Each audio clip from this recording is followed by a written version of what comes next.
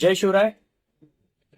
आज तुळजापूरमध्ये एक स्वतःला प्रवक्ता आणि नेता म्हणणारा योगेश केदार नावाचं एक बिंडोक माणूस आज तुळजापूर शहरात आला होता.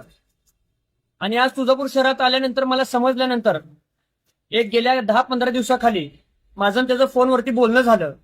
आणि ते फोनवरती बोलत असताना मी त्याला स्पष्ट विनंती केली होती, मोठा भाऊ म्हणून, की योगेश, तुम्ही जे पाटलांविरुद्ध किंवा आरक्षणाविरुद्ध जे बोलताय वारंवार, हे कृपया करून बोलून मराठा समाजाच्या विरोधात किंवा मराठा समाजाच्या बांधवांच्या डोक्यात वेगळं काही न भरवता, त्याच्या विरोधात न बोलता आपल्याला प्रमाणपत्र कशी काढून घेता येईल ह्याच्यासाठी तुम्ही बांधवांना सांगावून मी विनंती केली.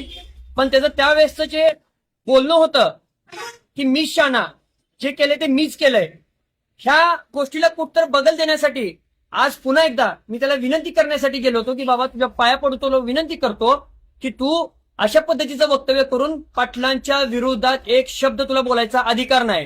कारण मी स्वतः कोणत्याही पक्षाचा, कोणत्याही नेत्याचा कार्यकर्ता नसून मी फक्त जरांगे पाटलांचा भक्त आहे.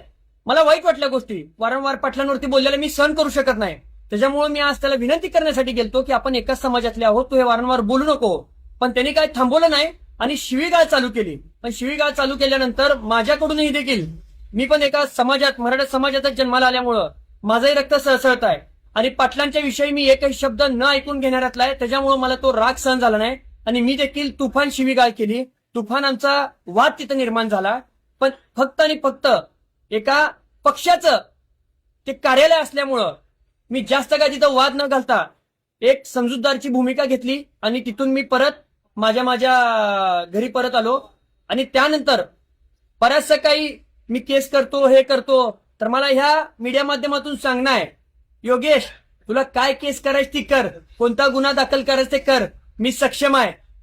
आम्ही हा जन्म समाजासाठी अर्पण केलाय. तुला काय माझं वाकडं करायचं ते कर, बघूयात तू खराय का मी खराय. पण तुला परत एकदा सांगतो, पाटलांच्या विरुद्ध बोलणाऱ्यातली एकही बाईट मी सहन करणार नाही.